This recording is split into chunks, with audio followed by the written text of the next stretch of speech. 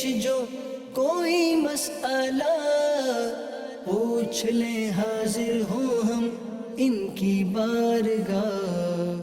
الحمد للہ رب العالمین والصلاة والسلام علی سید المرسلین، اما بعد فاعوذ باللہ من الشیطان الرجیم، بسم اللہ الرحمن الرحیم، الصلاة والسلام علیکہ یا رسول اللہ وعلی آلکہ واصحابکہ یا حبیب اللہ، الصلاة والسلام علیکہ یا نبی اللہ وعلی آلکہ واصحابکہ یا نور اللہ۔ مدنی چینل کے ناظرین، پروگرام دارالافتاء اہل سنت میں آپ کو خوش آمدید کہتے ہیں۔ اللہ رب العالمین ہم سب کو دین متین کے احکامات سیکھ کر سمجھ کر ان پر عمل پیرا ہونے کی توفیق عطا فرمائے۔ ابتداءً درود پاک کی فضیلت ہمارے پیارے رسول صلی اللہ علیہ وآلہ وسلم کا فرمان عظمت عالی شان ہے، ان اول الناس بی یوم القیامہ اکثرہم علیہ صلاۃ۔ قیامت کے دن میرے سب سے زیادہ قریب ترین وہ ہوگا جو مجھ پر کثرت سے درود پڑھتا ہوگا۔ صلو علی الحبیب صلی اللہ تعالی علی محمد صلی اللہ علیہ وآلہ وسلم، صلاۃ و سلاما علیکہ یا سیدی یا رسول اللہ وعلی آلکہ واصحابکہ یا سیدی یا حبیب اللہ۔ ناظرین کرام، اس پروگرام میں آپ کے سوالات بطور خاص ہم شامل کرتے ہیں، بطور خاص مزدوروں کے ساتھ کہ جو محنت مزدوری کر کے اپنے کمائی کا ذریعہ جنہوں نے اختیار کیا ہوا ہے، اپنے بچوں کو پالتے ہیں، اس سے کچھ رزق کماتے ہیں، اپنی فیملی کو چلاتے ہیں، تو ایک دن جس میں بطور خاص ان کو یاد بھی کیا جاتا ہے، اور بلکہ یوں کہیں کہ ان کے نام پر چھٹی بھی کی جاتی ہے اور چھٹی بھی کرتے ہیں سب۔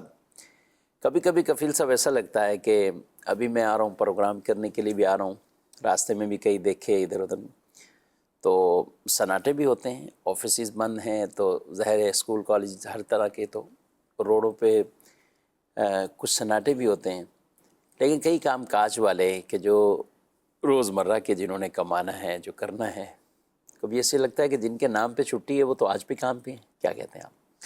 بسم اللہ الرحمن الرحیم۔ لیبر ڈے جو منایا جاتا ہے پوری دنیا کے اندر ہی 1 مئی کو، کوئی بھی دن منانے کا عمومی طور پر مقصد یہ ہوتا ہے کہ اس دن اس سے متعلقہ چیزوں کو سے لوگوں کو آگاہ کیا جائے، مزدوروں کے حقوق سے آگاہ کیا جائے، اور اسی ضمن میں چھٹی یعنی کہ لیبر کو دی جاتی ہے کہ بھئی جو ہے وہ آج کے دن ریلیکس بھی جو ہے وہ کر لیں۔ لیکن آپ نے صحیح کہا کہ حالات ایسے ہوتے ہیں کہ وہ مزدور بیچارہ اس دن بھی اپنے شام کے کھانے کے لیے مزدوری کرنے پر ہی مجبور ہوتا ہے، مگر ساتھ میں ہمیں یہ چاہیے کہ اس دن کو یا کوئی بھی دن جب ہم منائیں، چونکہ اسلام میں جو حقوق کا تصور ہے وہ کسی دن کے ساتھ خاص نہیں ہے کہ ایک دن آپ جناب منا لیا کریں اور اس دن جو ہے وہ اس کے اعلان کریں، بیانات کریں اور پھر جو ہے وہ چلے جناب سو جائیں۔ نہیں، ہاں آگاہی ٹھیک ہے کہ آگاہی جو ہے وہ ہوتی ہے ایک اسپیشل اس دن کو منانے کی، مگر اس سے آگے درس لینا چاہیے ہمیں کہ جو بھی اس سے متعلقہ چیزوں میں حقوق میں کوتاہی کمی ہم کر رہے ہیں اس کو جو ہے وہ ہم دور کریں اور ان کا جو حق ہے وہ ہم دیں۔ اور احادیث طیبہ کے اندر بڑا واضح انداز کے اندر مزدوروں کے حقوق بیان کیے گئے۔ مزدور کو اس کا پسینہ خشک ہونے سے پہلے مزدوری دے دو۔ یوں ہی مزدور یا ملازم یا خادم اس دور میں غلام ہوا کرتے تھے، تو ان کے لیے کہا گیا کہ ان کی طاقت سے زیادہ جو ہے وہ کام نہ لو۔ پھر کمٹمنٹ کے اعتبار سے بھی اگر ہم بات کریں کہ خادم یا ملازم کے ساتھ مزدور کے ساتھ جو کمٹمنٹ کی جاتی ہے اسے پورا کریں۔ ٹھیک۔ کئی دفعہ ایسا ہوتا ہے کہ چونکہ ہم پیسے دینے والے ہوتے ہیں تو اب ہم جو چیز کمٹمنٹ میں شامل نہیں ہے وہ بھی اس سے کروانے پر جو ہے وہ زور دے رہے ہوتے ہیں، اور اس پر وہ آگے سے اگر کوئی تقاضا کرے کہ صاحب مجھے اس چیز کے آپ الگ سے پیسے دیں تو اس کو جو ہے وہ دھونس دباؤ میں آ کے تمہیں نکال دیں گے، یا جو ہے تمہیں کرنا ہے کرو ورنہ اور بہت مل جائیں گے، اس طرح کی باتیں کر کے لوگ جو ہے وہ ان کے حق تلفی جو ہے وہ کر رہے ہوتے ہیں۔ اچھا، یہاں بسا اوقات کوتاہی دونوں طرف سے بھی ہوتی ہے کہ اس چیز کو کلیئر نہیں کیا ہوتا، پہلے ایگریمنٹ کرتے ہوئے، بات چیت کرتے ہوئے چیز کلیئر نہیں ہوتی۔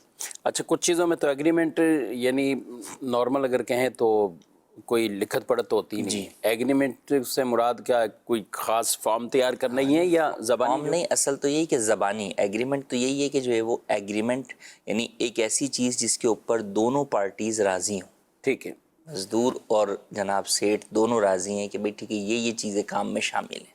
صحیح ہے۔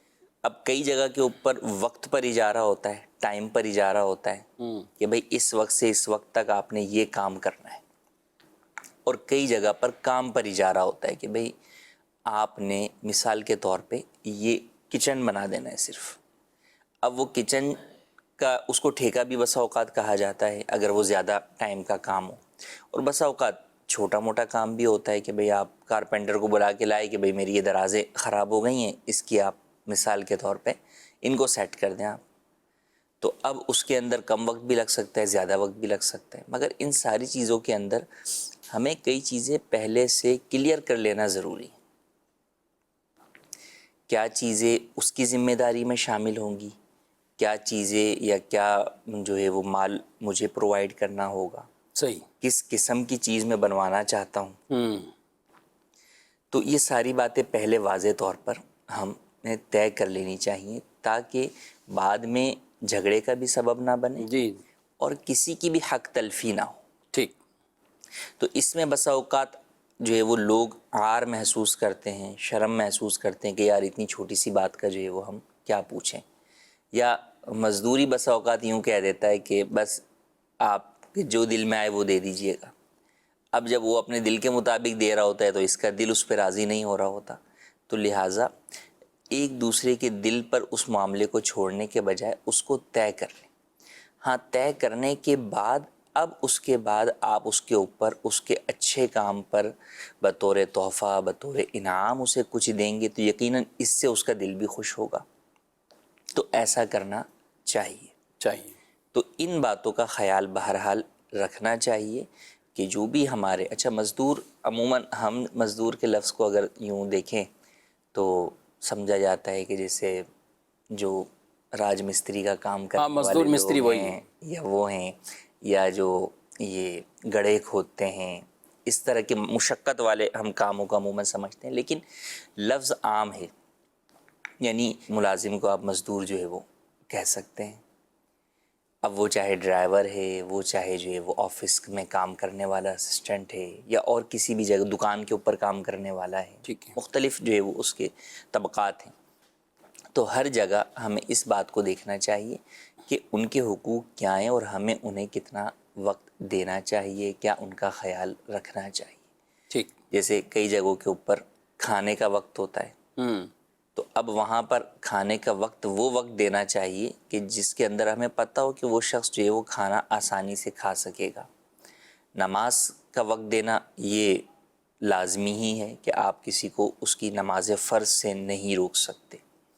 تو بہرحال یوں مختلف جو ہے وہ حقوق ہیں جن کا خیال رکھنا ہم پر ضروری ہے۔ یعنی المختصر یہ ہے کہ چاہے کوئی آپ کے پاس مہینے کی اجرت پر کام کر رہا ہے، ایک ملازم ہے، یا آپ کسی کو دیہڑی پر لائیں یا چند دنوں کی بجائے، تو دونوں اعتبار سے جہاں سیٹ یا کوئی بھی ایسا جو کسی کو ملازم پر اجرت پہ رکھتا ہے، تو جیسے وہ چاہتا ہے کہ میرے ساتھ بھی کوئی بھلائی ہی کرے، میرے ساتھ کوئی خیانت نہ کرے، میرے کام میں، میرے مال میں، کسی چیز میں کسی طرح کی کوئی خیانت نہ ہو، یہ ایک تقاضا ہوتا ہے۔ تو ایک آدمی چاہتا بھی یہی ہے، تو اسی طریقے سے جن کو لا رہے ہیں ان کے ساتھ بھی کسی طرح کی زیادتی والا معاملہ نہ ہو، ان پر کوئی ایسا ظلم نہ ہو۔ تو ان دونوں چیزوں کو یہ اسلام نے بڑا حسن ہے۔ ہم کفیل صاحب دیکھتے ہیں، اگر نبی پاک صلی اللہ علیہ وسلم نے غلاموں کے حقوق کے حوالے سے اتنا کچھ بیان فرمایا، ان پہ سختی نہ کرے، جو خود کھا رہا ہے تو ان کو بھی کھلائے، کھلائے۔ کپڑے پہنانے کی بڑی ترغیبات ارشاد میں، ہم اگر کئی چیزیں دیکھتے نا، روزوں کے کفارے کی طرف آ جائیں، ٹھیک ہے، اور قسم کا کفارہ ہو، کچھ اور کفارہ جات، اپنی اپنی شرائط کے ساتھ جب بھی ان چیزوں کو دیکھتے ہیں تو ان میں کہیں نہ کہیں غلام آزاد کرنا، غلام آزاد کرنا، غلام آزاد کرنا، یعنی کتنی چیزوں پر یہ فضیلتوں کو بیان کیا گیا باقاعدہ کہ ان کو آزاد کریں، ان کے ساتھ کوئی ایسے معاملات نہ کریں۔ رمضان شریف آیا تو آپ صلی اللہ علیہ وسلم نے بطور خاص انہیں کام میں تخفیف کے حوالے سے ترغیب دی کہ کچھ ان پہ کام ہلکا کر دو، تخفیف دے دو۔ تو ایسی یہ کئی فضیلتیں ہیں، ان چیزوں کا ہمیں بطور خاص ہم سب کو ہی خیال کرنا ہے، اور ان مزدوروں کے ساتھ بطور خاص ہمیں وہ خیال رکھنا چاہیے۔ آپ کا گھر بنا رہے ہوں، بعض اوقات بڑے بڑے پلازے، بڑی بڑی محنت، ظاہر ہے ان میں مزدور مستری چلے جنہوں عام جنون مزدور سمجھا جاتا ہے ایک اعتبار سے، ان کی بڑی کوششیں ہوتی ہیں۔ اگر آپ ان کے ساتھ بھلائی کریں گے تو انشاءاللہ آپ کے ساتھ بھی یہ بھلائی کر کے ہی جائیں گے۔ اگر ایسا ہے، بعض اوقات لوگ کہتے ہیں نا سیٹھ ہمارا بہت خیال رکھتا ہے، اچھا وہ خیال کیا ہوتا ہے؟ نارمل ایسے لوگ ادھر ادھر بھی صدقہ کر رہے ہوتے ہیں، کچھ نہ کچھ کھلا پلا رہے ہوتے ہیں۔ اب کسی کو کہنا نا فلان جگہ ایسے لوگ ہیں ان کو کوئی کھانا پہنچانا ہے، تو سیٹھ بعض اوقات بیٹھے بیٹھے ٹھیک ہے میں اتنی دے کے میری طرف سے بانٹ دیں، آپ اتنا کھانا لے دیں، کھلانے کے بھی شوق ہوتے ہیں۔ تو یہی کھانے ٹھیک ہے آپ باہر بھی دے رہے ہیں، جہاں کچھ بھی آپ بانٹ رہے ہیں، اگر اپنے ملازمین کو بھی یہ کھلائیں گے، ان کو بھی اس طرح کریں گے تو کتنی ان کو خوشی ہوگی۔ ایک بالکل الگ تھلگ ان کو ایک خوشی ہوتی ہے۔ پچھلے دنوں ہمارے ایک دوست تھے، وہ بتا رہے تھے کہ یار میں نے ایک طریقہ اختیار کیا ہے کہ والدہ کی میں سالانہ برسی کرتا ہوں، تو ظاہر ہے گھر پہ انتظامات تو ہوتے ہیں، اور میرا اپنا بھی اسٹاف کوئی 40 افراد تو ہوں گے کہ جو ہماری مختلف 2-3 شاپس پہ کام کرتے ہیں، تو ہمارا اسٹاف تقریباً 40 افراد پر بن جاتا ہے۔ تو وہ نیاز کا تو اہتمام ضرور کرتے ہیں کہ چلے ہم دوپہر کے کھانے میں نیاز کا اہتمام کیا تو یہ سب بھی اس میں شریک ہو جاتے ہیں، یہ تو کر لیا، گھر پہ بھی جو بھی ان کے معاملات ہوتے ہیں وہ بھی کریں۔ لیکن انہوں نے مجھے بتایا کہ اس دفعہ مجھے اتنا یعنی ایک مزہ آیا ایک کام کر کے، میں کیا کہ ایک تو اسپیشل کہہ رہے میں نے جانور ذبح کروایا اور اس کے گوشت جو ہے نا وہ پیکٹ بنا کر ان سب ملازمین کو رات کو دیے گھر پہ لے کے جائیں، یعنی میں نے ان کو باکس بنا کے دے دیے سب کو نا، کہہ رہے ہیں کہ مجھے جو ان کو ایک ان کے چہروں پر خوشیاں نظر آئیں اور اس طرح کی چیزیں، کہہ رہے کہ مطلب اس پہ مجھے مزہ آ گیا یہ کام کر کے کہ یار اگر اس طرح کے معاملات ہیں تو ہم ان کو ہی ادھر ادھر بھی تو ہم کرتے ہیں، اتنا خرچ کرتے ہیں، اور ایک ایسی چیز کہ جس کی میں بظاہر کوئی اس طرح نہیں ہوتی امید کہ مل جائے۔ اچھا گوشت بھی انہوں نے جیسے بکرے کے گوشت تھے اس طرح یعنی وہ بنوا کر باقاعدہ ان سب کو دیے کہ آپ اپنے گھر پہ لے جائیں، آپ کے گھر والے بھی ظاہر کھائیں گے تو انشاءاللہ ہمیں ثواب ملے گا۔ یہ امیر اہل سنت دامت برکاتہ عالیہ کی جب ہم گفتگو سنتے ہیں نا تو اس میں یہ ایک پوائنٹ بطور خاص آپ بیان فرمایا کرتے ہیں کہ بعض اوقات ہم چیزیں باہر ہی سب چیزیں یہ تقسیم کرتے ہیں، لیکن ان جو گھروں کے اندر ہماری بیٹیاں ہیں، خواتین ہیں، تو ظاہر ہے کہ وہ باہر نکل کر مسجدوں یا ادھر ادھر تو وہ کہیں لنگر نیاز بھی ان کو یہ اس طرح عام طور پہ نہیں ملتا، تو کیوں نہ ہو یہ ایسی صورت ہو کہ ان کے گھروں تک یوں پہنچے تو انشاءاللہ خوشی داخل ہوگی۔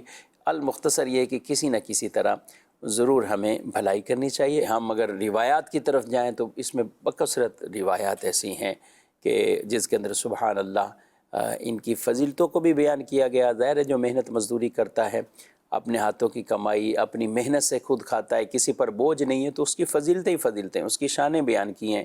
ہم اگر قرآن پاک کو پڑھیں، احادیث طیبہ کو پڑھیں، بزرگان دین کے اقوال کو پڑھیں تو ان کے انداز الحمدللہ اسی طرح ہوتے تھے، اور یہی کچھ انہوں نے بیان فرمایا۔ ساتھ ہم دوسروں کے ساتھ خیر خیر کریں تو ہمارے انداز بھی اس کے اندر یہی ہونے چاہیے۔ کفیل صاحب یہاں تک تو ہم نے چلا یہ بیان کیا، ان کے ساتھ بھی اس طرح کے معاملات۔ جو ایک خاص مزدور ہے، ایک کام کرنے والا ہی ہے، تو ظاہر اس پر بھی کئی احکامات تو لازم ہوں گے شرعی طور پر بھی، کہ جب اس نے کوئی ایک ایگریمنٹ کیا ہے، کوئی کام کیا ہے۔ بعض اوقات مزدور آتے ہیں وہ کام دیکھتے ہیں، مزدور مستریوں کی بات کریں، گھر میں کوئی کام ہے، یار یہ دیوار یوں کرنی ہے، یہ کچھ بھی یوں کرنا ہے، تو وہ ایک کہہ دیتے ہیں کہ ٹھیک ہے یہ اس طرح ہے اور اتنے پیسے ہیں، کبھی دیہڑی ہوتی ہے کبھی پیسوں کی صورت میں۔ اس میں پھر ان کے درمیان بڑے اختلافات کی صورت پیدا ہو جاتی ہے کہ کہا تھا کہ اتنے میں ہو جائے گا، اب انہوں نے کچھ اور اس کو ٹیڑھا کر دیا یا مزید کچھ اور کیا، تو ان پہ بھی ایسے احکامات لازم ہیں۔ دیکھیں دونوں طرف ہی جو ہے وہ چیزیں ہیں. حقوق جس طریقے سے اجیر کے ہیں، مزدور کے ہیں، اسی طرح سیٹ کے بھی حقوق ہیں. سیٹ سے مراد یعنی کوئی بھی شخص چیز جو اس کو اجرت سے کام کروا رہا ہے تو اب اس کے حقوق بھی ہیں جس کی پاسداری مزدور پہ لازم ہے. صحیح ہے. تو اب ایسے معاملات کے اندر بات یہ ہوتی ہے کہ سرسری بعض لوگ جو ہے وہ اس طرح کے طے کر لیتے ہیں. اس چیز کو تجربہ نہیں ہوتا تو جانتے نہیں ہیں کہ جناب کھودیں گے تو نکلے گا نیچے سے معاملہ کیا. جی ہاں بالکل.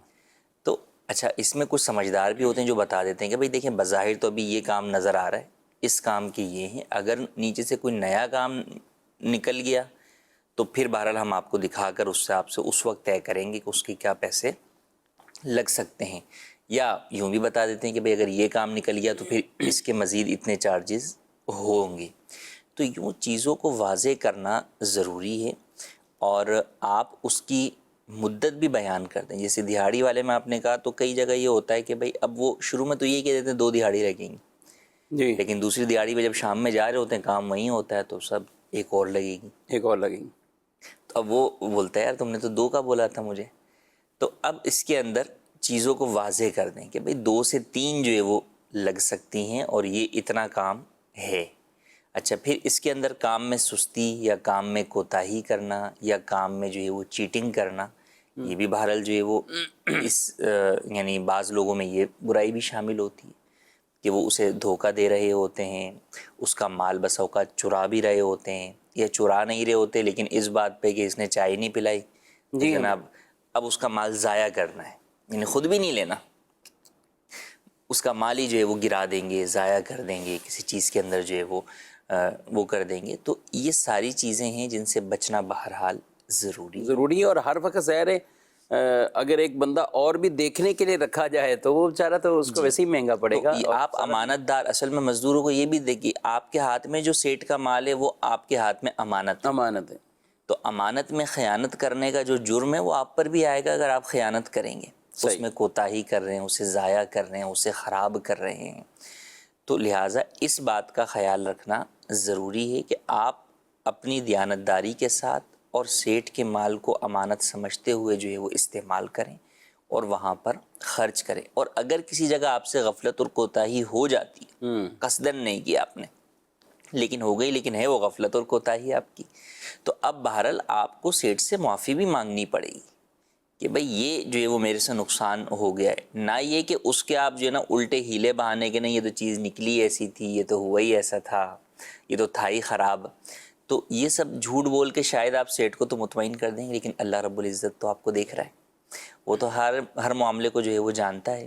تو لہٰذا اس بات کا خیال، اور پھر اس کی وجہ سے آپ اپنی روزی کو بھی حرام کر بیٹھتے ہیں کئی جگہ پر، یا آپ کی روزی میں سے برکت اٹھ جاتی ہے.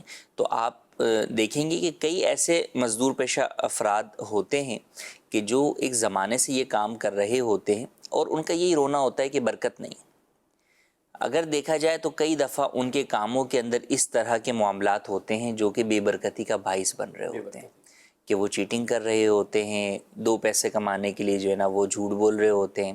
تو لہٰذا ان چیزوں سے بچنا بہرحال ضروری ہے. پھر کئی ایسی چیزیں اس کے اندر بھی شامل ہیں کہ جو فی زمانہ ناجائز طریقوں سے یہ لوگ حاصل کر لیتے ہیں. جیسے جس دکاندار کے پاس لے جا کے سیٹ سے وہ مال خریدوائیں گے اس سے کمیشن لے لینا، تو یہ ایک الگ جو ہے وہ معاملہ ہے. اسی طرح اگر ہم کلر کی بات کریں تو کلر کے اندر جو ہے وہ ٹوکن کے مسئلے وہ الگ ناجائز صورت ہے.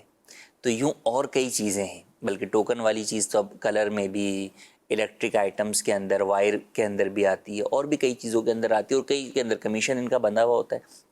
سیٹ کو اسی دکان پر بھیجیں گے اور سیٹ اگر اس دکان کے علاوہ کسی دکان سے کوئی بھی اچھی چیز لے کر بھی آ جائے تو اس میں نقص نکالنا شروع کر دیں گے. یہ کہہ دیں گے کہ اب ہماری ذمہ داری نہیں ہے، اگر آپ اس کو گھبرا دیں کہ ابھی جتنا یہ ہوا ہے سب اب وہ بولے گا کہ بھائی اتنا میں پیسہ لگا کے لائیں اور یہ بولے ذمہ داری ہماری نہیں ہے، تو اس سے بہتر ہے کہ میں انہی کا لاؤں. اگرچہ وہ ان کا والا جو مال ہے وہ کوالٹی کے اعتبار سے جو ہے نا وہ لو کوالٹی کا ہی ہو، لیکن صرف اپنے کمیشن کے لیے جھوٹ بھی بولتے ہیں. تو کئی صورتوں میں وہ کمیشن بھی ان کے حق میں حرام ہوتا ہے اور جھوٹ جو ہے وہ الگ اس کا گناہ ان کے ذمہ. اور یہ صرف مزدور سے مراد یعنی چلے مزدور تو کریں، کلر والے کریں، اس میں ڈاکٹرز بھی ہیں جی، بڑے بڑے یعنی بڑی وہ کام ہیں، کمپنیوں کے پرچیزر جو ہوتے ہیں وہ بھی اس کے اندر جو ہے وہ کئی گناہوں میں یعنی کبھی ایسا لگتا ہے کہ بالکل ایک عجیب سا جال بچھ گیا ہے، اور کوئی کمپنی والے ان کو ہی پتہ ہوتا ہے، اور وہ بھی ایک یعنی بے بسی کا اظہار ہے کہ اب کیا کریں۔ اس کے علاوہ اگر اس چین کو یوں تھوڑا سا چھیڑنے کی کوشش کی تو یہ تو ایسی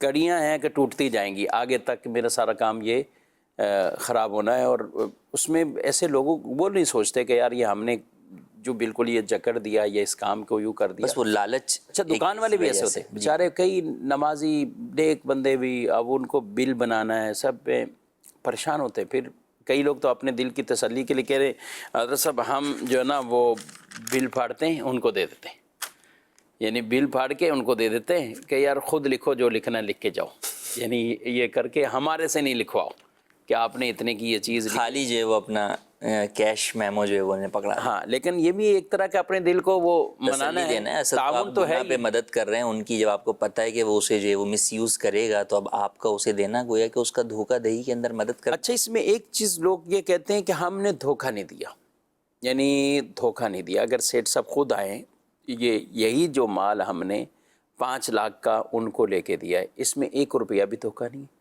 یہ خود آئیں گے تو 5-20 کا بلکہ ان کو پڑے گا۔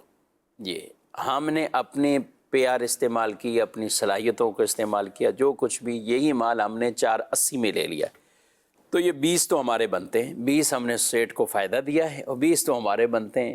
ایسوں کے لیے کوئی رخصت ہوتی ہے یا کوئی جائز طریقہ ہوگا؟ کیا سیٹ کو ہی سیدھے ہو جائیں گے بھائی آپ ہمارے ساتھ؟ سیٹ اگر ہم پرچیزر سائٹ کی بات کریں کہ پرچیزر جو اس طرح کا کمپنی کے کرتے ہیں، تو سیٹ نے پرچیزر کو رکھا ہی اسی لیے، اس کام پہ ہی رکھا، اس کام پہ ہی رکھا ہے۔ اس کی جو پی آر بنی ہے وہ کس سے بنی ہے؟ اسی کمپنی سے ہی بنی ہے، بلکہ کمپنی سے ہی بنی جس کو اگر کسی اور کمپنی سے بھی بنی ہے تو جب کمپنی نے آپ کو ہائر کیا ہے تو اسی پی آر کی وجہ سے تو ہائر کیا ہے، اسی پی آر کی وجہ سے تو ہائر کیا کہ اس بندے کے اچھے تعلقات ہیں مارکیٹ کے اندر، ہمیں اچھا اور سستا سامان جو ہے وہ لے کر جو ہے وہ دے گا، تو یہ انہی بنیادوں پر آپ کو ہائر کیا گیا ہے۔ تو لہٰذا یہ جو کچھ اب آپ جو ہے وہ اس کے وکیل ہیں، تو اب آپ جو بھی خریداری کریں گے تو بہرحال وہ سیٹ کی طرف ہی جائے گی، وہ ساری خریداری، اس کے اندر آپ جو بھی پیسے بچائیں گے وہ سیٹ کو ہی بچا کر آپ کو دینے ہوں گے، اسی کے بدلے میں تو آپ کو تنخواہ مل رہی ہے، صحیح، تو آپ کوئی ایکسٹرا کام کر ہی نہیں رہے۔ جب آپ سیٹ کے ملازم ہیں، سیٹ نے آپ کو کام کہا ہوا ہے تو آپ وہی کام کر رہے ہیں، اسی کام کی آپ تنخواہ لے رہے ہیں، تو مزید کوئی بھی چیز آپ کا لینا یہ جائز نہیں، نہ اس کا مطالبہ کرنا، نہ چھپا کر دینا۔ اس طرح ٹھیک ہے آپ اپنی تنخواہ کا مطالبہ رکھیں، آپ کو بھی رائٹ بنتا ہے کہ بھائی میری تنخواہ بڑھا دیں، کچھ میری تنخواہ بڑھا دیں۔ جب آپ کا ایک ایگریمنٹ طے ہوگا، اسی کا سیٹ کہتا ہے آپ کو 6 مہینے کے لیے، سال میں ہم یہ سیلری، آپ کا حق بنتا ہے اگلے سال آپ مطالبہ رکھتے ہیں، سیٹ کو یہ حق بنتا ہے کہ وہ کہے کہ میں نے وہی تنخواہ دینی ہے بھائی، یا 10% اضافہ ہوتا ہے یا 15 ہوتا ہے، اپنی فیلڈ تو میں نے اتنا اضافہ کرنا ہے، اس کے علاوہ میں نہیں، تو اس کو بھی حق ہے، آپ کو بھی حق ہے۔ اصل میں یہیں پہ وہ یہ سمجھتے ہیں کہ یہ ہمارا حق ہے، تو اب سیٹ تو بڑھا نہیں رہا، سیٹ تو کو اب ہمارا حق ہے کہ ہماری تنخواہ بڑھنی چاہیے، سیٹ بڑھا نہیں رہا، تو اب ہم نے وہ پیسے جو ہے نا وہ اس طرح وصول کرنے، تو ہم تو اپنا حق وصول کر رہے ہیں، سیٹ ناانصافی کر رہا ہے، ہماری تنخواہ نہ بڑھا کر رہے ہیں، تو یہ لوگوں کے ذہن میں کانسیپٹ ہوتا ہے، حالانکہ وہ ناانصافی نہیں ہے۔ آپ سے جو بھی ٹائم پیریڈ کے لیے جو اس تنخواہ پر بات ہو گئی تو آپ ایگری ہوئے تھے نا بھائی، کوئی گن پوائنٹ پہ آپ سے تھوڑی جو ہے سائن کرائے گئے تھے، جی جی، اب آپ ایگری ہو گئے، اب اس کے بعد اگر سیٹ مزید تنخواہ اسے ڈیوریشن میں بڑھانے پہ راضی نہیں ہے تو آپ ٹھیک ہے ڈیوریشن پورا کریں، پھر اس کے بعد آپ آزاد ہیں، جہاں چاہیں آپ جائیں، وہ کون سا بول رہے کہ نہیں یہیں پہ یہ کام کرو ہی کرو۔ صحیح۔ تو ان باتوں کا بہرحال جو ہے وہ خیال رکھنا مزدوروں کو بھی چاہیے، تو ہر ایک کو دوسرے کے حقوق کا خیال رکھنا چاہیے۔ ہمارے معاشرے میں اصل میں بات یہ ہے ہر ایک دوسرے کے حقوق پہ بات کر رہا ہوتا ہے، تو بیوی پوچھنے آئے گی کہ شوہر کے حقوق بتا دیں، اس کی کیا ذمہ داری بنتی ہے، کیسے خیال رکھے، اور شوہر بولے گا جناب بیوی کے حقوق بتا دیں، کوئی یہ نہیں بولے گا کہ بھئی میرے جو حقوق ہیں مجھے وہ بتا دیں تاکہ میں اس پہ عمل کر لوں۔ تو یہ معاملہ یہاں پر بھی ہے کہ ملازمین آ کے بولیں گے سر سیٹ ایسا یہ کرے تو کیا حکم ہے، کبھی وہی آگے نہیں پوچھے گا کہ بطور ملازم میرے لیے یہ کام کرنا جائز ہے یا جائز نہیں ہے۔ بالکل ایسا ہے، حالانکہ چاہیے یہ کہ ہمیں سب سے پہلے اپنی اصلاح کرنی چاہیے کہ بھئی یہ چیز میرے لیے جائز ہے یا نہیں ہے، اور میرے حقوق اس سے متعلق کیا ہیں. تو ہر کوئی اپنے حقوق خود جان لے, دوسرے کے حقوق خود بخود ادا ہو جائیں گے. ماشاءاللہ. کن کن کے حقوق کیسے ذمے لازم آتے ہیں, تو جب ادائیگی کریں گے یہ معاشرے میں ہر ایک کہے گا تو انشاءاللہ معاشرہ بھی امن اور سکون والا بنے گا. چلیں کافی گفتگو ہوئی ہے, بڑھتے ہیں ناظرین کے سوالات کی طرف. دارالعلوم اہل سنت میں ابھی مزدور کے حوالے سے بات ہو رہی تھی, سیٹ کے حوالے سے اور مزدور کے حوالے سے. تو جو یہ وقف کے ادارے کے اجیر ہوتے ہیں, ان میں کوتاہی غلطی ہوتی ہے تو یہ کس سے معافی مانگے, یہ کیا کریں؟ اور اگر اس پہ عادت بن گئی ہے تو پھر اس صورت میں اس کو کیا کرنا چاہیے؟ ٹھیک, یعنی ایک عام مزدور کی گفتگو تو ہوتی ہے, اس کے ساتھ کئی ایسے ہوتے ہیں. یہ وہاں تو سیٹ سے چلو کسی نے معافی تلافی بھی کر لی ہے, تو وقفی ادارے ہیں, گورنمنٹ کے ادارے ہیں جن میں کوئی ایک خاص سیٹ نہیں ہے, افسر ہوتے ہیں, اوپر عہدے داران ہوتے ہیں, تو یہاں کیا کریں؟ دیکھیں یہاں پر تو اور زیادہ احتیاط کی حاجت ہے, کیونکہ یہاں پر معافی بسا اوقات مشکل ہو جاتی ہے. لیکن مالی اعتبار سے جہاں بھی معاملہ ہے وہاں اس کی ادائیگی آپ کو کم از کم کرنی ہوگی. اگر آپ لیٹ منٹ آئے ہیں تو آپ کو اس کی ڈیڈکشن کروانی ہوگی, کٹوتی کروانی ہوگی. اگر آپ نے جو ہے وہ غیر حاضری کی ہے اور آپ نے حاضری لگوائی ہے تو آپ کو اس کے پیسے بھی جو ہے وہ لوٹانے ہوں گے. تو اسی طرح اگر آپ نے ادارے کی کوئی چیز کو نقصان پہنچا دیا ہے تو اس کا بھی جو نقصان بنتا ہے وہ آپ کو بھرنا ہوگا. تو یہ بنیادی چیز ہے, اور اللہ پاک کی بارگاہ میں سچی توبہ بھی کرنی ہوگی. اس ادارے کے جو بھی مینیجر ہیں ان کو کم سے کم ان کی اطلاع میں لا کر آپ جو ہے وہ ان کے سامنے معافی کی صورت یوں بنائیں گے کہ کم از کم انہیں یہ پتہ ہو کہ یار یہ بندے کو اپنی غلطی پر شرمندگی ہے, ندامت ہے اس اعتبار سے. لیکن وہ معاف نہیں کر سکتا کہ ٹھیک ہے یار اس چیز ٹوٹ گئی کوئی مسئلہ نہیں, تم پیسے نہیں دو. نہیں, یا تو وہ پیسے دے دے اپنی جیب سے, ٹھیک, ورنہ آپ کو ہی پیسے بہرحال دینے ہوں گے. اسی طرح اگر چھٹیوں میں قصور ہوتا ہے, اس طرح کی چیزوں میں قصور پایا جا رہا ہے. قصور پایا جائے گا. اسی طرح چھٹیاں یا لیٹ منٹ کے اوپر سیٹ بول دے لیٹ آیا نا کوئی مسئلہ نہیں ہے, سیٹ بول رہا ہوں یعنی وقف کا اجیر کو اس کا باس کہہ دے, یا جو افسران ہیں گورنمنٹ کے وہ اس طرح کہہ دیں, تو ان کو اس بات کی رخصت نہیں ہے. تو لہٰذا ان کے لیے یہی ہے کہ وہ اس طرح نہ کسی کو ریلیف دیں, اور اگر کسی کو اس طرح کا ریلیف ملے بھی تو بھی بہرحال وہ ریلیف نہ لے بلکہ اپنی جو ڈیوٹی ہے وہ پوری کرے. یعنی عام جگہوں پر ملازمت سے جو بالکل ایسے ادارے ہوتے ہیں جس میں کسی کا شخصی نقصان نہیں ہے, جی وہاں اس طرح کے خطرات بہت زیادہ ہوتے ہیں. یعنی وہاں تو بعض اوقات ہے جہاں بالکل پوچھ گچھ نہ ہو, کوئی نگہداشت یا اس طرح کا سسٹم نہ ہو. ہم اگر بات کریں دعوت اسلامی کی تو یہاں پہ بھی ہزاروں افراد ملازمین ہیں, لیکن اس کے باوجود ایک پورا نظام ہے, ایک سسٹم پورا بنا ہوا ہے, اور ایچ آر ڈپارٹ ہے یا نیچے تک ایک ذہن سازی ہے. کم از کم اتنا کوئی جری نہیں ہوگا کہ ٹھیک ہے بھی اس نے اپنے اوپر والے سے سیٹنگ کر لی ہے اور اب وہ کرتا ہی جا رہا ہو, کوئی ایسی کئی بھی معاملات میں کرتا جا رہا ہو, آ بھی نہیں رہا, اس کی حاضریاں بھی لگ رہی ہیں, اس کو تنخواہیں بھی جا رہی ہیں. تو شاید کوئی ڈھونڈنے سے ایک کیس بھی ایسا نہ ملے کہ ایسا بالکل جو ہے. تو یہ الحمدللہ دینی تربیت ہے اور دینی متین کے جو احکامات ہیں, الحمدللہ ایک نظام ہے, ایک سسٹم ہے. یہ ہم صرف دعوت اسلامی کی نہیں بات کر رہا ہوں, اور بھی کئی ایسے ہوں گے جنہوں نے یہ نظام اپنے طور پر مضبوط کیے ہیں, نظام بنائے ہوئے ہیں. لیکن اداروں میں بھی بنے ہوئے ہیں, گورنمنٹ میں بھی بنے ہوئے ہیں. ظاہر نظام تو ہے, نظام کے بغیر کیسے؟ نظام موجود ہے, اصل میں اس کا نفاذ جو نفاذ ہے نہیں. تو اب اس کے اندر حقیقتاً دیکھیں تو کئی افراد اس میں نیچے والے جو گناہ گار ہو رہے ہوتے ہیں یا وہ اس قدر جری اور بے باک ہو رہے ہوتے ہیں, اس کی وجہ اوپر والوں کی غفلت ہوتی, یا وہ خود ہی ایسا کر رہے ہوتے ہیں, یا خود ہی ایسا جو ہے وہ کر رہے ہوتے ہیں. تو ان باتوں کا بہرحال خیال رکھنا ضروری ہے. اور ہمارے پاس ایسا نہیں, الحمدللہ دعوت اسلامی کی جانب سے جب لوگوں میں اویئرنیس دی گئی تو کئی گورنمنٹ ملازمین ہمارے پاس دارالافتاء آ کے مسائل پوچھتے ہیں, ایسے آئیں کہ جناب جو ہے وہ ہم ایسا کر سکتے ہیں یا نہیں. ابھی کل پرسوں کی بات ہے, ایک سوال آیا تو مجھے بڑا وہ ہوا کہ ایسے لوگ بھی ہیں کہ ماشاءاللہ انہوں نے کہا کہ ہم جو ہے وہ ادارے میں ملازم ہیں تو ہمارا کھانا جو ہے وہ ادارے کی جانب سے ہی تھا, لیکن اب ہم اپنی فیملی کو لے آئے ہیں ادارے کے کوارٹر کے اندر, تو اب ادارے میں ہماری سیلری میں ادارے نے ہمارا وہ فوڈ الاؤنس وہاں ایڈ کر دیا ہے سیلری میں, کھانا ختم, اب ہمارا کھانا یہاں نہیں. لیکن دوپہر میں چونکہ ہم ادارے میں ہوتے ہیں, کام کر رہے ہوتے ہیں, تو اب اس وقت وہاں سے نکل کے جا کے گھر کھانا یا گھر سے کھانا لانا یہ مشکل ہوتا ہے. تو اب وہ کام میں اس وقت اتنا بیزی ہوتے ہیں, تو اس وقت جو ہے نا ہم جو نارمل اسٹاف کھانا کھا رہے ہیں ان کے ساتھ ہی جو ہے وہ کھانا کھا لیتے ہیں. تو ہمیں کوئی منع نہیں ہے, لیکن میں یہ پوچھنا چاہ رہا تھا کہ جب ہمارا فوڈ الاؤنس ادھر چلا گیا تو اب میں یہاں کھانا کھا سکتا ہوں یا نہیں.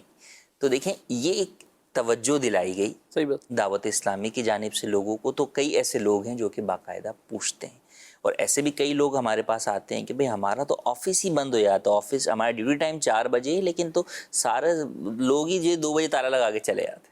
ہم کیا کریں, ہم کیا کریں؟ بعض ویسے بالکل باہر بیٹھے رہتے ہیں. جی جی بالکل. میں یہ کہ ان کو جب یہ کہا بھئی آپ کو ڈیوٹی ٹائم پہ ٹائم دینا ہے, تو وہ بیچارے ایسے ہی کرتے ہیں. وہ کہتے ہیں ہمیں جو ہے وہ آفس والے پاگل کہتے ہیں, لیکن یہ پاگل نہیں ہے در حقیقت. جو ابھی اس وقت کوتاہیاں کر رہے ہیں انہیں پتہ چلے گا کل قیامت کے دن کہ کون پاگل تھا. صحیح بات ہے. یہ نہیں, اس کو لوگ بعض کا کہتے ہیں سیدھا سا یہ سیدھا ہے, اور ہمارے یہاں معاشرے میں جو کسی کو دھوکہ نہ دے پائے تو اس کو کہتے سیدھا ہے. وہ چاہے خوف خدا کی وجہ سے وہ دھوکہ نہیں دے رہا, یا اس میں چلو کہنے کو دھوکہ دینے کی صلاحیت ہی بالفرض اس میں ایسی چالاکی نہیں ہے, ہوشیاری نہیں ہے کہ وہ دھوکہ دے, تو وہ سیدھا ہے. تو میں کہتا ہوں ایسے سیدھا تو بننا چاہیے. یہ لوگ سیدھے ہی جنت میں جائیں گے. یعنی جو جنتیوں کے بھی اوصاف بیان کیے گئے ہیں, ان میں جو اکثریت سیدھے سادے بھولے بھالے, واقعی کبھی ان کے ہم اپنے ارد گرد بھی دیکھیں نا, خاندان میں بھی دیکھیں بالکل بعض ایسے ہوتے ہیں کہ بے ضرر آدمی ہوتا ہے, یعنی اس کی نہ تنخواہ اتنی ہے نہ آمدنی اتنی ہے. اچھا گھر والوں کو بھی اس سے کوئی امید نہیں ہوتی, وہ کہتے ہیں کہ یہ نہیں کرے گا, یہ اتنا ہی کر سکتا ہے, یہ جو کچھ کر رہا ہے نا. تو کبھی کبھی ایک تو وہ ہوتا ہے کہ جو اپنی ذمہ داری نبھا نہ رہا ہو اور اپنے ہی معاملہ دوسروں پہ بوجھ بن رہا ہو اور کر سکتا ہے, وہ تو اچھا نہیں ہے. اس کو تو خود آگے قابل بننا ہے اور کچھ کرنا ہے. لیکن ایک وہ ایک ظاہر ہے کہ وہ اپنی لمٹ میں رہ کے جتنا کر سکتا ہے وہ کر رہا ہے, اس سے اب آگے کہیں چھلانگ لگائیں تو وہ نہیں کر سکتا. اور گھر والوں کے اس کے ساتھ تقاضے بھی ایسے کوئی نہیں ہوتے, بس ٹھیک ہے ایک سائڈ پہ ہیں, اور کوئی شادی ہے, بیاہ ہے, قربانیاں ہیں, کوئی بڑے بڑے ایونٹ آ رہے ہیں, تو وہ گھر میں 2-4 بھائی جو زیادہ ان چیزوں میں ہیں تو وہی دیکھ رہے ہوتے ہیں. تو ایسے لوگ اگر بالکل سیدھا سادہ ہے تو میں کہتا ہوں یہ تو بہت اچھا ہے. یہ اس سے زیادہ کوئی لوگوں کے حقوق بھی اس کے ذمے نہیں ہے, اور نہ ہی اس طرح کی کوئی چالاکی کہ جس میں لوگوں کو دھوکہ دے پائے. بہرحال اس میں خیال ضرور رکھنا چاہیے, اور گورنمنٹ ادارے کے اندر آپ کر رہے ہیں یا کسی اور جگہ بھی آپ کی ملازمت ہے تو ملازمین کو بھی ان کے تمام تر حقوق کا خیال رکھنا. گھروں میں ماسیاں کام کرتی ہیں, گھر والے جو گھر کی لیڈیز ہیں وہ ان کے ساتھ بھلائی اور حسن سلوک ان کے ساتھ بھی, جی ہاں بالکل آپ اچھے انداز سے اخلاقیات کے ساتھ. اور ان بیچاریوں کے ساتھ بھی کبھی کبھی ایسا ہوتا ہے کہ شاید جو کام طے ہوتے ہیں ان کے, اب گھر میں تو اونچ نیچ اور یہ معاملات ہو گئے, لیکن پھر ان کو کہا جاتا ہے کہ یہ کرو وہ کرو یہ کرو وہ کرو. تو اس میں ظاہر ہے ان کے بھی تو حقوق ہیں, ان کے آپ پیسے طے کر لیں. الگ سے کہنے کہ یہ چلیں بھی 15 دن بعد ہماری ایک بڑی صفائی کے یہ کام ہوتے ہیں, اس میں یہ سب چیزیں, تو آپ یہ کام کر لیں, ہم آپ کو کتنے پیسے دیں گے. تو اس طرح کے معاملات کا ان کے ساتھ بھی ہمیں خیال رکھنا چاہیے. ایسی نہ ہو کہ یہ زیادتی کے اندر ہم چلے جائیں. ان چیزوں میں خیال رکھیں گے, ان کا ہم خیال رکھیں گے تو وہ دائرے گھر والوں کا خیال رکھیں گے, تو سب انشاءاللہ مل کر ہی یہ معاملات چلتے رہیں گے. ایک پیکیج ہی ہماری ٹیم نے تیار کیا ہے, تو دیکھتے ہیں اس میں کیا سوال کیا ہے. السلام علیکم. وعلیکم السلام. عبدالحمید بھائی کیا حال ہے؟ خیریت ہے؟ کافی دنوں بعد کیا حال ہے؟ عبدالحمید بھائی کچھ دن پہلے تو آپ کافی پریشان تھے, اب تو آپ کافی مطمئن نظر آ رہے ہو, کیا بات ہے؟ ہاں اس وقت میں بہت پریشان تھا, لیکن کافی کوشش کے باوجود بھی معاملات سنبھل نہیں پا رہے تھے. لیکن عبدالحمید بھائی لیکن کیا؟ ایک ہول سیلر میرے دوست ہے, انہوں نے کافی سامان مجھے ادھار پہ دیا, اور اس کے بعد ماشاءاللہ میرا کام بڑا اچھا چل پڑا. کیا آپ نے ادھار واپس دے دیا یا قسطیں کر کے آپ دے رہے ہو؟ نہ ہی میں نے کوئی ادھار واپس کیا ہے, نہ ہی کوئی قسط ادا کی ہے. کہ جس ہول سیلر نے مجھے ادھار دیا تھا اچانک اس کا انتقال ہو گیا. میرے حساب سے آپ کو مفتی صاحب سے شرعی رہنمائی لے لینی چاہیے. رکیے, پریشان نہ ہو, مدنی چینل پیش کر رہا ہے پروگرام دارالفتہ اہل سنت, جس میں آپ کی رہنمائی کریں گے مفتیان کرام. آئیے سنتے ہیں مفتی صاحب کیا فرماتے ہیں. یہ ہے تو بڑا ایک سوال تو مختصر ہی ایک طرح کا, لیکن اس طرح کے کئی لوگ ہوتے ہیں کہ, اور یہ بڑی ایک آزمائش, یعنی کرنا تو ہے یہ, لیکن ایسے لوگ کہ جس میں کوئی کسی کو پتہ بھی نہیں ہے, کوئی ڈیٹا بھی نہیں ہے, کوئی پیچھے تقاضا کرنے والا بھی نہیں ہے, لیکن اس کو پتہ ہے پیسہ ہے فلاں کا میرے پاس آ گیا, چاہے وہ کسی طرح بھی وہ بندہ اس کا انتقال ہو گیا, کچھ ہو گیا, واپس نہیں کرتے بعض اوقات. اور یہ والی صورتحال جس میں لوگوں کو پتہ ہی نہیں ہے، پتہ ہی نہیں. کیا کہتے ہیں آپ؟ اسی صورتحال کے اندر سب سے پہلے ان کو یہ چاہیے ایسے افراد کو کہ ان کے ورثاء کو آگاہ کر دیں، کیونکہ انسان کا دل جو ہے وہ بدلتا رہتا ہے. اگر یہ سوچے گا نا کہ نہیں بھائی میں تو دے دوں گا، ٹھیک ہے، تو ہو سکتا ہے کہ بعد میں اس کا دل بدل جائے کہ نہیں یار چلو کسی کو پتہ نہیں ہے. اچانک اس کا بھی تو انتقال ہو سکتا ہے، پھر یہ کہہ رہے کہ اس کا اچانک ہو انتقال گیا. جو ہو جاتا ہے.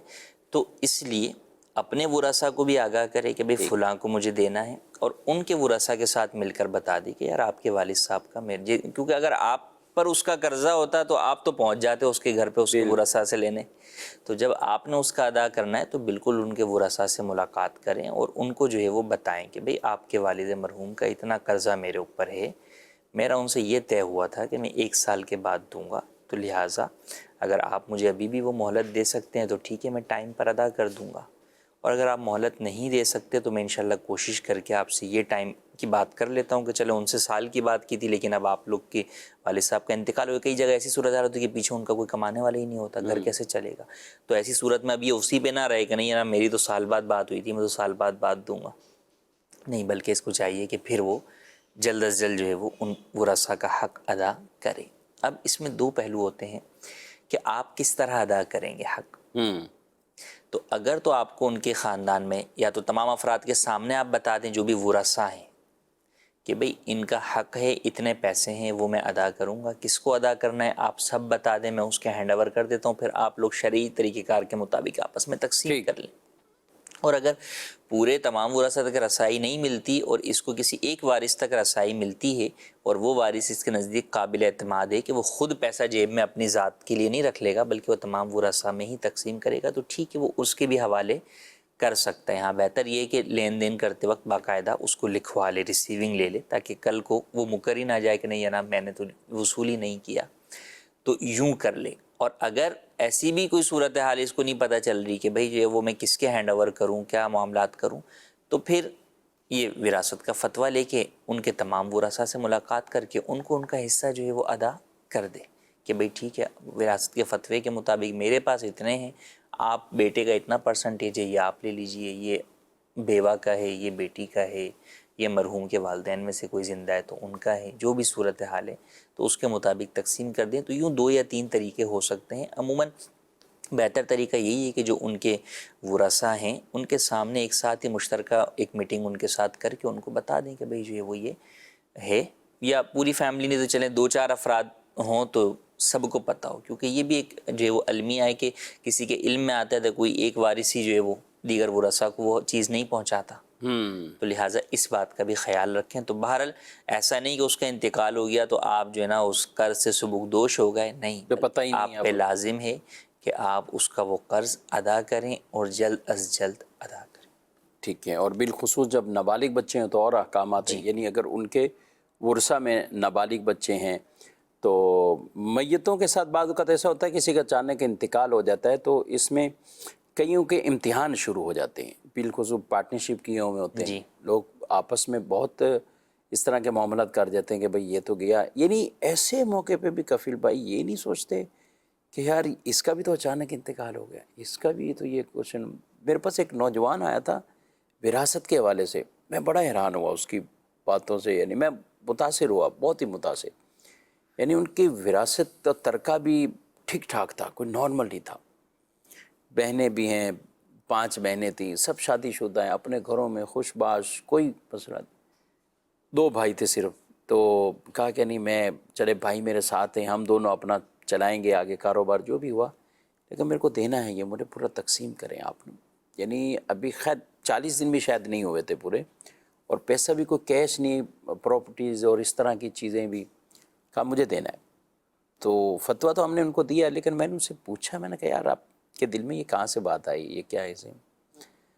تو وہ رونے لگ گئے، کہتے ہیں کہ میں آپ کو کیا بتاؤں، میرے والد صاحب کی کوئی اتنی زیادہ عمر نہیں تھی، وہ 45-46 سال کے تھے وہ والد صاحب، اور اس جوان کی تو آپ کہہ لیں کہ 25 سال ہوگی یا 26 سال اس کی عمر کی، کہ میں مطلب میرے ایک والد صاحب وہ اس عمر کے تھے اور ان کو اچانک ہارٹ اٹیک ہوا ہے، ان کے ساتھ مسئلہ ہوا. تو میں جب ان کو بالکل وہ جو غسل دیا جا رہا تھا نا، میں وہیں قریب تھا، تو میری ایک ایسی کیفیت تھی کہ یہ میرے والد نے کتنا کمایا ہے، یعنی دادا سے بھی وراثت ان کو ملی، ٹھیک ٹھاک تھے شروع سے ہی، اور پھر آگے بزنس کیا انہوں نے بھی، اور بہت بزنس سے اوپر تک لے گئے، لیکن آج یہ خالی ہاتھ جا رہے ہیں، کچھ بھی نہیں ان کے پاس. کہ میں نے خود کہہ رہے کہ ان کے کپڑے اتارے ہیں کفن لپیٹنے میں، ان چیزوں میں شریک رہا ہوں. اچھا یہ بھی مجھے بھی، میں نے کہا کہ یہ دیکھیں، یہ ایک عمل میں شریک رہا تو اس کی دل کی دنیا بدلی ہوئی ہے، بدلی ہوئی. یعنی کیسی اس کی ایک، اس کو اس وقت بظاہر کسی نے تبلیغ نہیں کی ہے، بظاہر اس کو کوئی واعظ نہیں کیا ہے، لیکن ایک ایسی خاموش نصیحت اس کے لیے یہ ہوئی کہ اس کے پورا اپنا معاملہ جو ہے وہ دل کا ایسا ستھرا ہو گیا کہ میں نے کسی کا حق ایسے لے کر میں کیوں اپنے ذمے لوں، تو مجھے یہ کرنا ہے. اور اس نے ماشاءاللہ کیا، اور واقعی کیا، باقاعدہ تقسیم کاری اور یہ وہ سلسلے کیے، اور اللہ پاک اس کو اجر دے. اس طرح کے کئیوں کے لیے یہ پیغام ہوتے ہیں. ناظرین کرام، اللہ رسول کے احکامات پر عمل کریں گے تو انشاءاللہ اس کی. اور احسان کا تقاضا بھی ہے نا. دیکھیں جب ان جیسے سوال میں صورتحال بیان کی گئی کہ میں پریشان تھا، اس نے میری مدد کی، اب احسان کا تقاضا یہ ہے کہ آج جب اس کی فیملی پریشان ہے کہ ان کا جو ہے وہ گھر کا سربراہ چلا گیا، تو آپ کو تو اپنی دکان کا مال بیچ کر بھی دینا پڑے تو آپ اس کا دیں، فوراً کے اس کو ضرورت ہے. آپ یہ نہ دیکھیں کہ میرے پاس دینے کو نہیں، بھی آپ کا پورا کاروبار چل رہا ہے، جب آپ کے پاس نہیں تھا تو اس وقت اس نے دیا تھا، آج اس کی فیملی کے پاس نہیں ہے، تو لہٰذا آپ کو چاہیے کہ آپ ان کے ساتھ بھلائی کریں. اور ایسے وقت میں ہمیں یہ سوچنا چاہیے کل کو اگر ہماری صورتحال یہی ہو جائے، ہمارا انتقال ہو جائے اور ہمارا قرضہ دوسروں پر ہو، تو ہماری فیملی کے لیے ہم کیا تصور کریں گے کہ یار ان سب کو چاہیے کہ میری اولاد کو پیسے دے دیں تاکہ ان کا گھر چل سکے. تو جو ہم اپنی فیملی کے لیے سوچ رہے ہیں، اپنے بعد جو ہے وہ اپنے ورثاء کے لیے سوچ رہے ہیں، وہی ہمیں اپنے دیگر دوستوں کے ورثاء کے لیے سوچنا چاہیے. اور فوری طور پہ ایسے تمام افراد، چاہے پارٹنرشپ میں پیسہ لگے کسی بھی، کہ ان سے بات چیت کر کے ان کا جتنا پیسہ ہے بالکل دیانتداری کے ساتھ، ان کے پروفٹ کے ساتھ، جائز پروفٹ کے ساتھ ان کو فوری طور پہ آپ دیں. اگرچہ اس میں تھوڑا بہت آپ کو لاس بھی برداشت کرنا پڑے، بالکل، لیکن آپ کو اس کا خیال بہرحال کرنا چاہیے. مختلف پہلوؤں پہ آج گفتگو ہوئی ہے، مالی طور پر بطور خاص رہی، حقوق کے حوالے سے بھی، مزدوروں کے حوالے سے، ملازمین کے. اللہ پاک سب کو دین متین کے احکامات کے مطابق زندگیاں بسر کرنے کی توفیق عطا فرمائے. پروگرام کا وقت اپنے اختتام کو پہنچائے، آپ سے اجازت چاہتے ہیں. فی امان اللہ. ہادی و رہنما ہمارے علماء، ہو کبھی درپیش جو کوئی مسئلہ، پوچھ لیں حاضر ہوں ہم ان کی بارگاہ.